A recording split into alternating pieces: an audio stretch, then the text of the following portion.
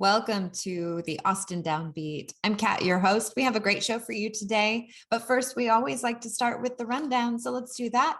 This is for May 17th through the 23rd here in Austin. Tuesday tonight,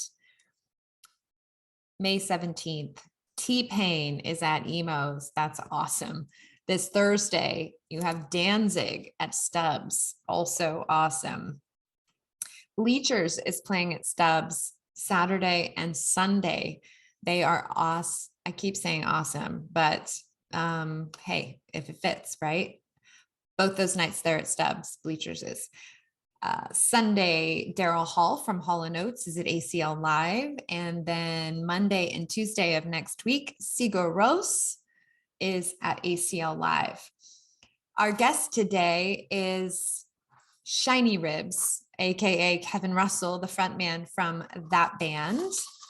I'm going to just give you some dates because they have a tour coming up and they're kind of in the area within the next 2 weeks from this episode airing. So May 27th, they're going to be at the Kerrville Folk Festival. And May 29th, they're at Green Hall, which I actually might try to go down there and check them out. That'd be a great place to see them.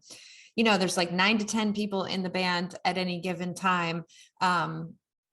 There's wardrobe, choreography, amazing music, and lots of fun. And that was the experience interviewing Kevin. I had never met Kevin before, but he was super game to come on the show, which I was really excited about. It's kind of nice interviewing someone that you don't know, and just getting to know them kind of during that process. So if you haven't heard of Shinyribs before, I would say the genre is called country soul or swamp funk. That definitely gives an image in the mind, doesn't it? You know, you would think he would be from New Orleans or something like that. Born in Beaumont, Texas, moved to Shreveport. And at 17, he wanted to learn how to write write songs. So he learned how to play the guitar in order to be able to do that, and has been nonstop ever since. He has an album that came out in 2021 that was recorded in his home studio during COVID. He played all the instruments, just kind of figured it out and made it happen. Ended up writing a song called Stay Home that the city of Austin pushed out as a PSA over commercials and things like that to encourage people to stay home during shutdown. What I'm learning from this guy is, if you don't know how to do it, figure it out. I think that's definitely one of the things that inspires me about him. He just kind of is a very roll with it type of guy, very easygoing, and really, really fun.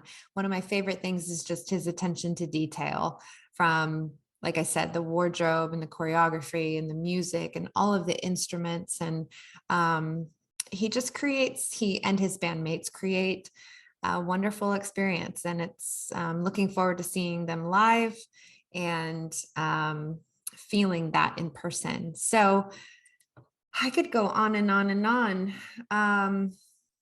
but I think I'll just be quiet and let you watch the conversation. So without further ado, please enjoy my conversation with Kevin Russell, aka Shinyribs, frontman for this awesome band. So enjoy.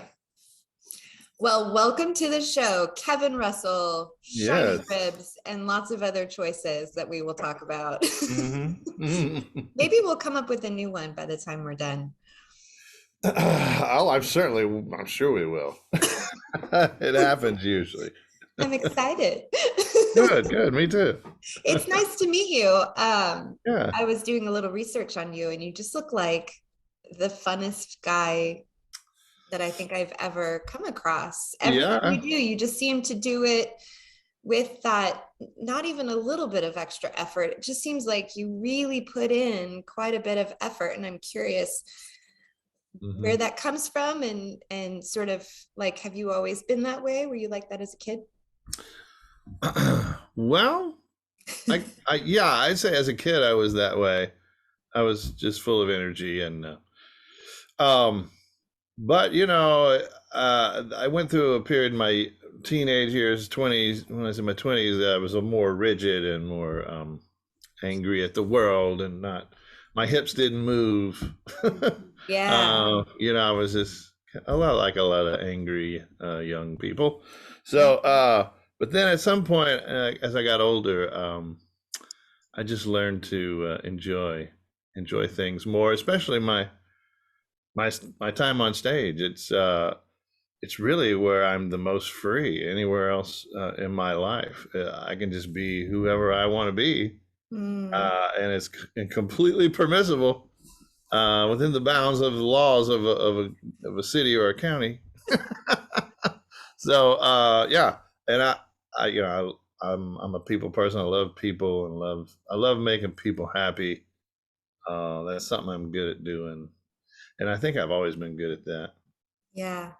In a healthy way. So, I mean, is Yeah. there a boundary there for you? Like where, we have to be careful where we're not like a total pleaser in an unhealthy way or Right. Oh, I see what you're saying. Yeah. Yeah. I probably could do with more boundaries. To be well, honest. Yeah. I say yes to a lot of things that I probably should say no to. is your But wife good at helping you with that? Just no. she's good at saying no. That was an easy layup. Sorry, I had to take I it. know I teed that up for you. Yeah, no, no. I mean, my kids, my wife, my family definitely keeps me in check. Keeps me Good, grounded. Yes, good. absolutely. You have three kids and I they're do. like teen. Are they teens? My youngest is still a teen. He's 16, but my oldest 24 son, and I have a daughter that's 21. Oh my Yeah, gosh. so she's doing well. The oldest son lives with us still. He moved back right before the COVID lockdown thing, which was kind of fortuitous. Mm-hmm. Excuse me. And yeah, then I got still a high schooler at home still as well. So Nice. I have a teenager who's he's about to be 15. And then I have uh a 12-year-old going on 42. yeah, And I can just feel myself standing on the precipice of like the roller coasters, just time wise. I feel like it's yeah, just about to go really, really, really fast, but yeah, also, yeah. Oh yeah. the attitudes coming out of one of them. Whew. Yeah, I bet. Yeah, my kids never gave me much attitude until they were like the two oldest. When they were seniors, that's when they just went bonkers. Like Mm. I was like, "Who are you? Who?" Like their whole life, they were just so chill, good grades and everything. And then the senior year, it's just like. So my youngest he's going to be a senior next year. So I'm like, oh shit, here we go. Here we go. Here we Buckle go. up. Oh, Yeah. And they're all different, right? I mean, they're yeah. all so Oh, different. so different. Yeah. It's Also different. insane. And so you do Yeah. kind of have to parent differently in a Yeah. way, right? I mean, Yeah. basic core Hmm. rules, obviously, but like, yeah, you Yeah. meet them in different ways. Yeah. We're pretty laid back with our Yeah, kids. I We would didn't have a imagine lot of that's rules, so maybe we could have done with a few more rules in hindsight, but oh well. it's too late. That ship But has sailed. I say any parent who's not doesn't feel guilty is not doing it right. Right, right. Yeah. No, that's an excellent point. Yeah. Yeah. And Yeah. any parent who's kind of like thinking, how am I doing? Is doing Right. it right, Is right? doing it right. Yeah. Yeah. It's like, You oh, want to you want to do it right. I tell mine, I'm like, listen, here's the deal. Like, you're gonna be in therapy, Right. sanctioned by me. Like it's gonna happen. And it's gonna be my fault. I get it. Let It's, me just own it yeah, there's no now. way around it. There's no way around No. it. Yeah, Yeah. I'm the villain in the story. So it's okay. Absolutely. But I love you so much and we're gonna get through it. Yeah. Yeah. You're right. Yeah. Be honest Uh, about it. yeah. Tell me a little bit about, so you're from Beaumont, Texas, Yeah. right? But did you Originally, move around a little bit? yeah, I moved around a little bit. Born in Beaumont, lived there till I was about 14, and then we moved to Houston area, which really moved to Humble, Texas, Mhm. right outside of Houston, Lake Houston there. Mhm. Went to Humble Middle School, I was in the choir there for a couple of years, Humble Middle School, Humble High School. Nice. We moved there because there was a big oil boom in the early 80s in Texas. Mm-hmm. And my dad was a computer programmer for an oil supply company. That's what he did. Oh, okay. Taught himself how to program computers in the 70s. Oh, And wow. yeah, they pulled him Like out of the that's really warehouse. And forward. yeah, oh yeah, I mean, pulled him out of the warehouse and gave him a manual and took him into this big room and said, "This is a computer. Oh, sheesh. We want to put our inventory in it and manage our inventory through that. Here's the manual. Learn how to do it, Joe." So Joe learned how to do it, and Wow. glad he did. But it's so the oil boom, his company and everybody was making tons of money, and then that lasted about 2 years, Hmm. and then there was a big oil bust. Price of oil just, and that's when we got moved. His company got bought by another company, and we got moved to Shreveport. Oh, yeah.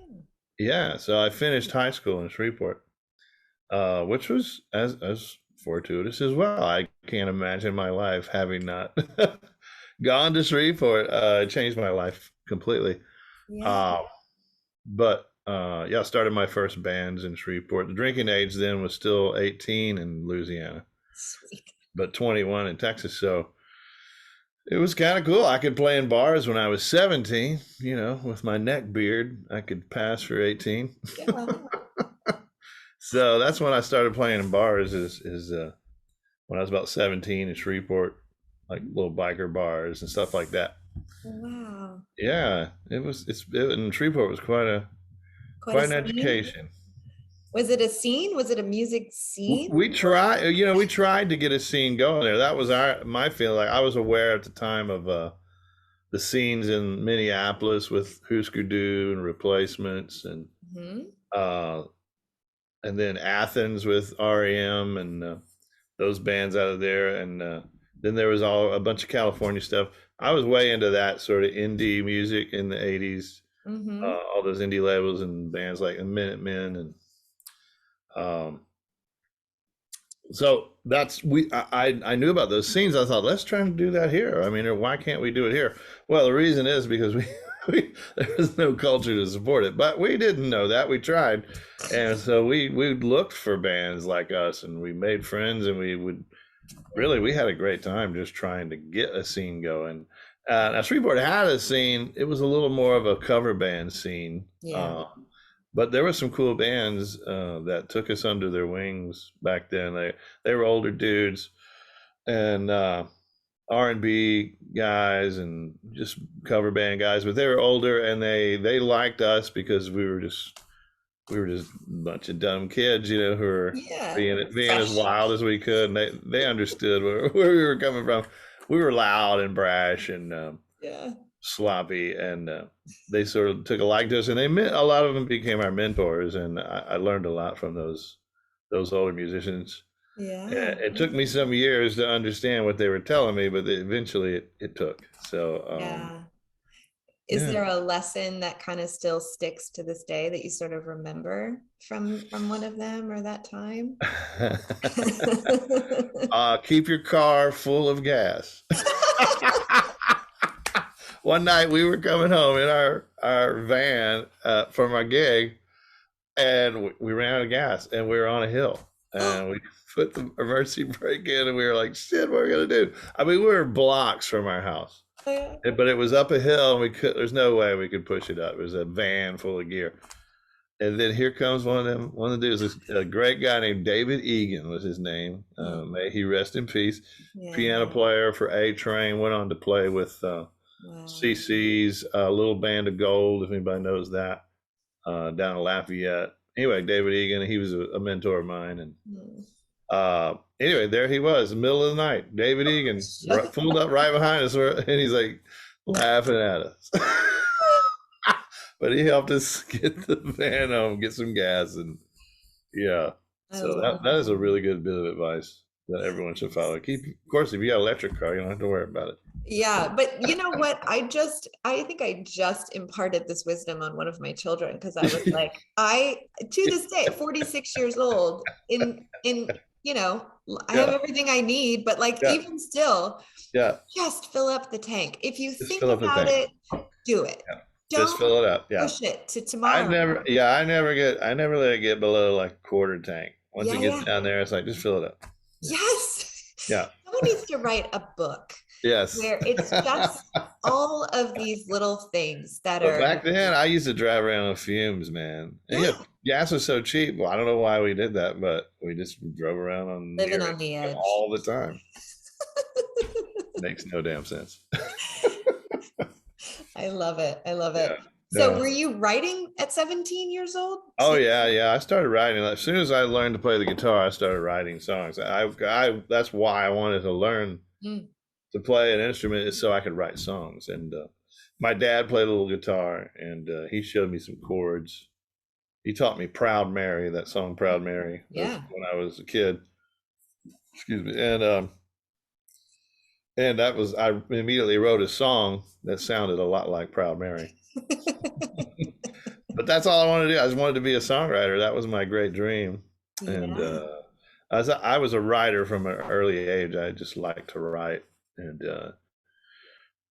poetry and stories and things. So, but songwriting always captivated my imagination for sure. And yeah, so that I'm living my dream, literally living my dream. Yeah, you are. And then the performance, one of the things I love about you guys, I love that you Mhm. have more people in your band than the usual, right? And so there's Yeah, lots to look at, and it feels like I'm hearing, when I listen to Late Night TV Gold, and yeah, it's like coursing through those songs, I feel like I'm hearing every instrument. You uh-huh. really use Yeah, the cupboard of instruments, yeah, which yeah. is so Oh yeah, refreshing oh from, yeah, yeah, like I want musicality. And I think there's exactly. been times in musical history where we sort of veer away from the actual musicality I and agree. like Yeah. that level of like talent of being able to really Mm-hmm. master a craft and an instrument. Yeah. Right. So that's one of the Yeah. things I really love about watching you guys and listening to you guys. But from the watching piece, you really pay attention to detail. Oh And yeah. Definitely. so tell me more about that. Was that like, when did that become like a conscious decision in Um, your gig? I think the last I was in a band called the Gourds, Mhm. and we made some interesting, cool records.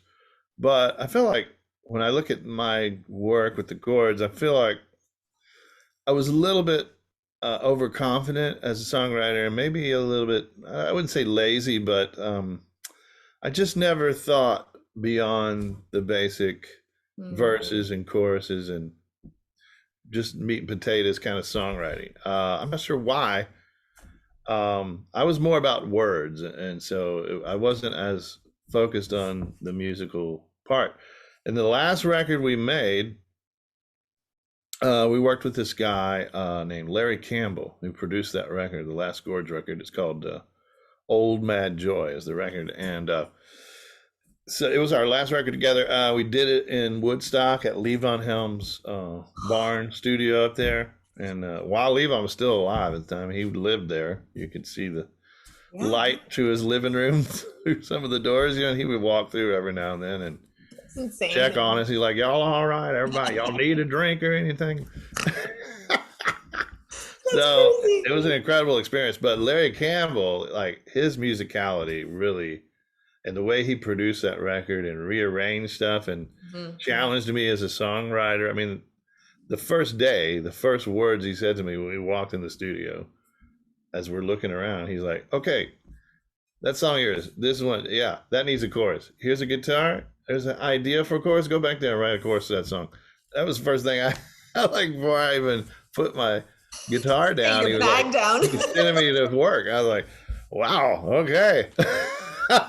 And he was right. He was right.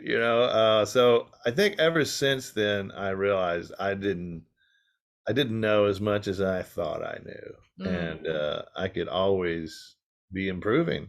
yeah. Um, and then people have come into my life like, John Fulbright is a friend, and what an incredibly great songwriter he is. People like that who I've met, and I see that, wow, what's what's possible with a song. Yeah. Different people have inspired me in that way too. So I'm more of a, I'm just more of an open book these days, and I'm more willing to try things that and take things a little further, and not be afraid to fail, and not think that the first thing I write is Cool. great. Yeah. You know what I mean? Where I think before that experience, I feel like I was a little overconfident. That's what I mean. I felt like everything I wrote was fucking genius, Yes. which I, is, the yeah. folly that we all go through, I suppose. Yeah. I think it's definitely a process. I interviewed, do you know Miles Zuniga from Yeah, Fastball? sure, yeah. Yeah. I remember I interviewed him a couple times, but the first time I remember him saying, like, you can't be too precious with it. Like, Yeah, yeah, like it's yeah. really like you actually have to be willing to write it, love it, and then literally crumple it, like crumple it up and Yeah. throw it away Oh yeah, in the it's trash. it's liberating to become that way. You're like, nothing is so precious that you can't just Yes. destroy it all and start over. Yeah, Right. That's a that's a big place to kind of get it to. is. It is, yeah, yeah. And I feel like my performance on stage is sort of the same way. It's sort of it's, I wouldn't say it's not egoless, but it's, I'm just in a trance up there, and it's not precious. I feel like I can do anything, and I'm not trying to, like, I am a spectacle, right? I'm making a spectacle of myself, Yes. but I feel like there is a transfer to what I'm trying to get across to the audience is that I'm not special. We're all the same here, and Yeah, yeah. you can get up and dance too, just like me. See, Yeah, you don't come across as wrapped in ego at no, all. no, No, not that's at really all. important to me. I don't want to come across that way. Yeah, same for So me too. Like I always stay really, really intentional. Like this yeah, is not about me right now. This is about you. yeah, And never want to be, wrapped in ego. yeah, Of course, we're human and we always have a little bit of that, but no, you don't come yeah. across as that. I think maybe what you have up there is like you're probably just in complete flow state where your Hmm. focus is so on the bigger picture of what this Yeah, whole intention is with every right. member of your band and the songs Hmm. that you're singing and all of that stuff just is so Hmm. woven into singular focus Yeah, that you're just the conductor yeah, it's in true. it. Yeah. Mhm. Yeah. Yeah, it is true. It is a bit like, yeah, I'm in the zone up there. Sometimes people, they ask me like, could you wish happy birthday to this person? And I always want to, and I even write it on my set list, sometimes, Can't so I won't remember. forget. But then I get up there and I just, everything's gone, and until Yeah. the end of the show, then I'm like, oh well, too late. So funny. It's I just really I strange. just hosted an event this weekend and stepped up on stage and the first, I had to do like a couple of intros and pop in, Uh-huh. be the MC or whatever. And it was super fun, but I haven't been like on stage in a long time. So I was like really nervous. And Yeah. like I think at some point, like halfway through the show, someone pulled me aside and they were like, "Oh, that was really cool what you said." And I'm like, "I have no idea what I said. I'm glad you liked it." Yeah, I have no idea what I I have no said. idea. I think it was great because I felt really good and I was being 100% me, but like I have no idea what I said. Yeah, right. Yeah, that's how it is. It really is. You're in another world. Yeah. Some other part of your brain, some part shut down and another part comes on, and You know what would be really interesting is to do like a brain scan yeah, yeah, without you knowing it yeah. while you're up there, That you would be know? interesting. Yeah, I wonder what we'd find. That'd be interesting. I wonder what we would find. If there's any brain surgeons out there who want to do some extra credit research, my Yeah, brain is up for bid. yeah, let's make a fedora that looks just like the one he wears, and then let's switch it out right before he goes on. I love it. Right. Let's talk a little bit about Late Night TV Gold. Okay, yeah. Where did you record that? I recorded it right here in this little room. What? Yeah, this is in this studio here during lockdown. It's what I just started writing songs and recording songs out here in my studio. And I learned as I go. I don't know a whole lot about home recording. I've always gone to studios, but I was doing demo kind of stuff, and I thought, well, so what I did then really early lockdown stage, right after Austin lockdown, they want everybody to stay home. So I wrote a song called "Stay Home," Mhm. and just to help, I was like, well, that's one thing I could do. I could just write a song about that encourages people to stay home, and Mhm. maybe it'll help. So I did, and kind of wrote it as a PSA, kind of. Yeah. That's what I was hoping to just put it out there. And so I sent it to the mayor's office, though, just thinking they might be interested in using it if they have any use for it. And sure enough, they did use it when the mayor announced his latest COVID restrictions that day. They used the song, and then um, a group called Texas Physicians used it in their commercial they made that Oh, they played all over Texas, and they had hospital workers in their yeah. commercial, and the song was playing. I was like, that's exactly how I imagined it. That's It was awesome. kind of cool. Like, that rarely happens, that you imagine something and it happens the way you Yeah. envision it. So yeah, it was neat. And so what I realized when I did that is like, well, I could make music in here that is passable and I could put out in the world, Mhm. so that was an option I knew I had during the lockdown times. So I started writing songs and recording them, and I had not intended to make a whole record, but by the end of it, I had 30 songs or something, and Wow. by the time I thought about it, it was months and months had passed, and all these songs have been written, Yeah. and I was like, well, maybe I can make a record. So I kind of got into the form of a record, and during that time I was most of it I did myself in here. I played all the instruments, or I used drum loops, synthesizers, and things. Things that I'd never used before to make recordings. I've always been a live music person, so Yeah. I had a great time learning and just figuring it out and using it in my way. Um, Yeah. and I met some musicians. I got some musicians who could work remotely. Like, I could send them the files and they could record at home and it sounded good. And Mhm. I could fly it to my recording. And so I met a few, I worked with a few old friends. I met a few new friends in that regard, just people that could work remotely like that. Mhm.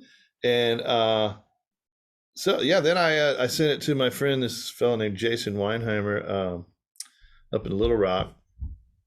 And he is an old buddy of mine. He runs a studio up there, and I asked him if he could mix it and sort of polish the turd, so to speak, because it was still kind of rough and pretty amateurish, some of it. Yeah. And so he added some stuff to it and helped me Nice. sort of get it together and make it a little more presentable. Yeah. And I think we made a pretty good little record. It's Great. pretty cool. I guess in hindsight, I should have maybe thought of it as a solo record, maybe called it, but Kevin Russell, but because it is really hardly, if any of the band is on there. There might be one or two of them on Yeah. there, but it's not really Shinyribs. But again, I am Shinyribs. That's the great Fair debate. enough. Yeah.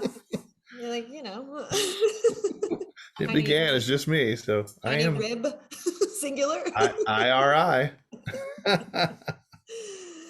How often do you write? Do you write every day? Do you have kind of a routine, or do you start your morning in? I don't really have a routine. I have been. I'm usually in a writing phase. Sometimes I have to make myself not write. Hmm. Sort of try not to write because I have so much stuff. I'll never be able to record it all. Yeah. It'll be lost to time. My kids will get my phone with all my ideas in it, but what are they going to do with that? I love it. So So you're just like a faucet. You're just like a conduit. absolutely, yeah, constantly flowing and always in that flow of creation. Whether it's music, I like doing visual art, collage, and photography, and just any kind of artistic expression I'm always interested in. Yeah. You and I all share a passion. I read somewhere that you like books. Yeah. Do you like collect? Do you collect like old books, or do you like? Oh, I mean, my book fetishes are like old song books. Oh, nice. Yeah, poetry books, a lot of poetry. Yeah. Who's your Uh, favorite poet?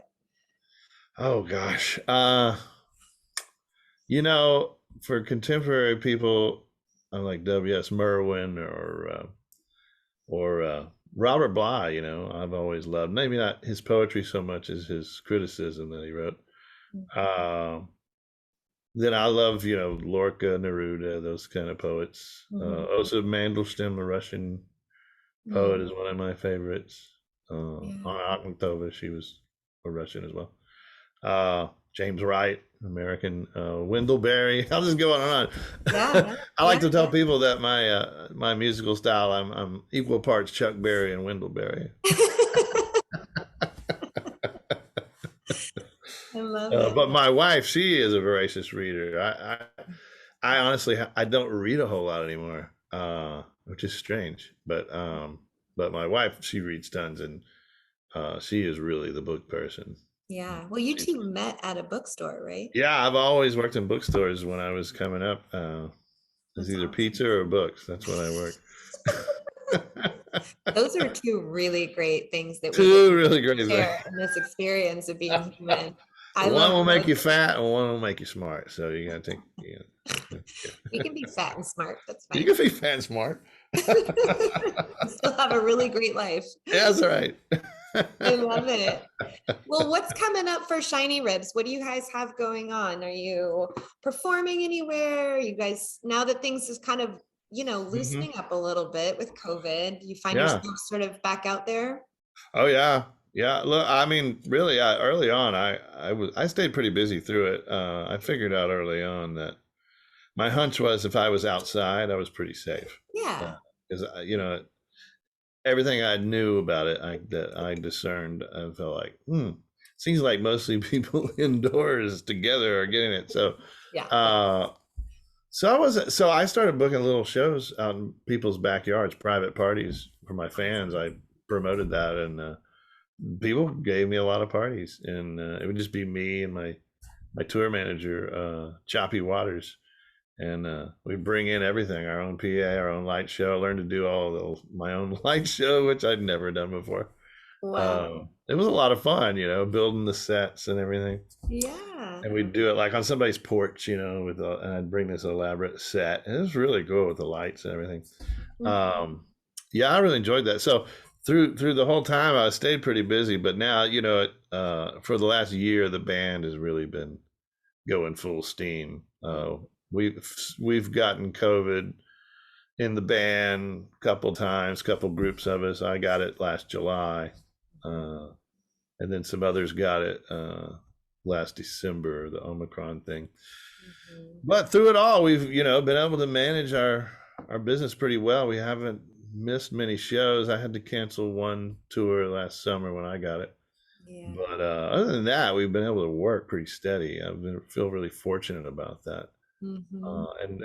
And most venues have, they were honored our protocols that we personally gave them. Hmm. The venues and the artists, I think, have worked really well together to try and help each other, because we know if there ain't no venues, then there ain't gonna be nowhere to play.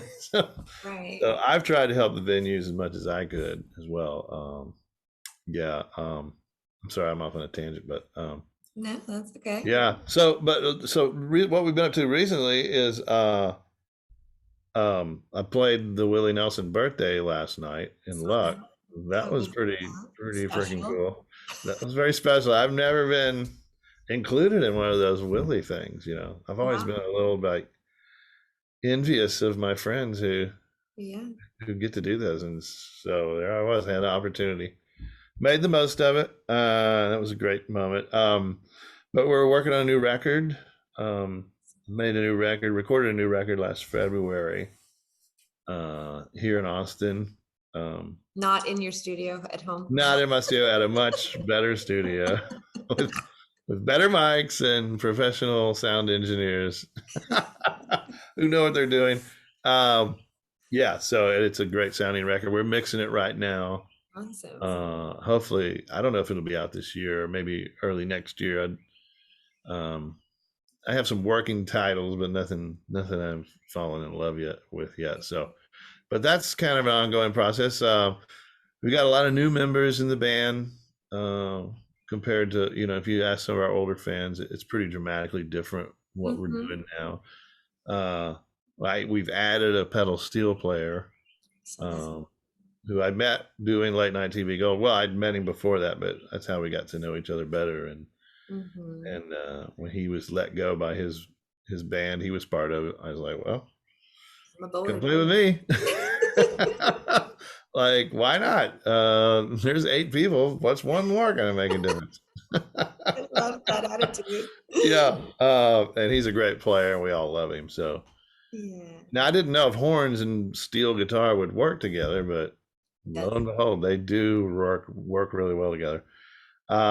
We've got a new keyboard player, our old time guy, Winfield Cheek. We've parted ways with him recently, which is kind of a big deal. And personally, because we all love him. But that happens, things change. And I got a new bass player about a year ago who I met working remotely recording. That's how I met him. Nice. He did some tuba for me. And his name is Mason Handcammer. And that last name, Handcammer, there's a town near Beaumont called Handcammer.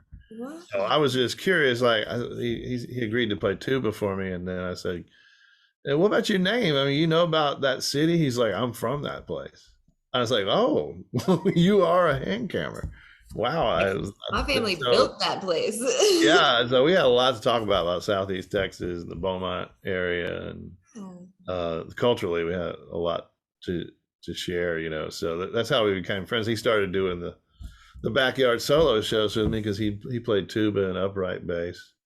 It was kind of a perfect thing for those little solo shows. And that's and he eventually joined us up about a year ago. Young guy out of he went to UT. He was a jazz band there. So really accomplished musician. And then we have a new shiny soul sister that's changed a little bit over the years. And so recently we Kelly McWee was one of the soul sisters. She wanted to pursue her career a little more, and so she stepped back, and we got the girl who was our sub, Courtney Santana, has joined us up as the number 2. So a lot of changes, and what we're doing now is sort of like, I'm just sort of because I base it on personnel, like what the band is, what we can do. What happens is I sort of get to know people and their skill sets and what they do well, and then I start imagining what the show can be and how they can be used in the show. So I'm always thinking about that, like how to freshen up the show, do some new wrinkle or some new hijinks or something, something that would be fun. I love that about you guys. I really do. It's just that level of attention to detail and intention. Like without even meeting you yet, I was really looking forward to talking with you because I felt like even in this conversation you were going to give a lot, and that's such a great. Sometimes a little too much, but yeah. No, I love that though. Certainly as an interviewer, like right. I've definitely talked to people where it's just like no, they don't, and so it's kind of like, okay, this isn't really, I know it's my show, but it's not really about me. Yeah, right. I always thought about maybe doing an interview show, but I thought that would be a hard part. If you got just a total dud, what do you do? Yeah. It's hard. It is hard, yeah. I think if you can make that person sound interesting, somehow get something out of them, then you've done your job. It's my years of improv that kind of come in where you're, that agility to be able to like switch, pull, and go, okay, well, he said that, so maybe I'll just like go down that little it's an art. But with you, I don't need any of that. No, you don't. I'll improv right along with you. I love it. Well, we gotta say goodbye, which is such a bummer because you're so much Yeah. fun. I'm definitely gonna try to be at the next. I'm gonna find out where you're gonna be next. Yeah. Where are Let you me know. playing next in Austin? Do you know Oh, off the top of your next in head? Austin. I think when is our next show in I mean, Austin? I don't mean to put you on the spot. It's okay if Yeah, you no, I'd have to don't. look it up. I don't really Yeah, know. it's okay.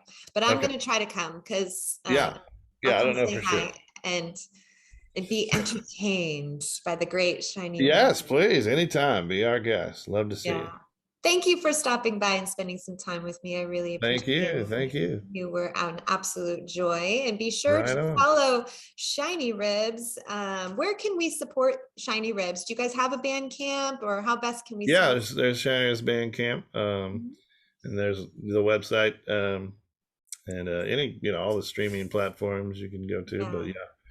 Yeah, we That, got all that. We got our merch store, shinyribs.com. We have tons of great merch. I bet you do. Yeah, I have socks with flames and I all gotta kinds get of things. And I got some bobble hips coming too. Instead of bobble heads, I got a bobble hip made of me. So that's on its way right now. bobble hips in transit. I love That's it. right. That's I right. love it. All right. Well, with that, I'm gonna order my bobble hip and say Yes. goodbye. All right then. Great talking to you. Thanks for coming. Thanks for having me.